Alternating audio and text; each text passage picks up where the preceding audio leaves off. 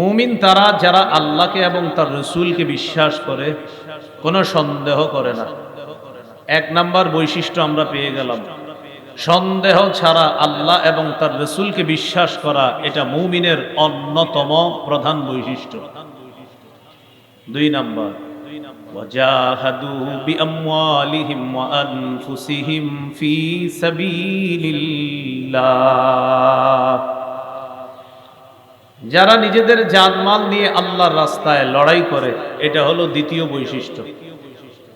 এক নম্বর, সন্দেহ ছাড়া আল্লাহ এবং তার রসুলকে বিশ্বাস করে। দুই নম্বর, নিজেদের জানমাল নিয়ে আল্লাহর রাস্তায় জিহাদ করে।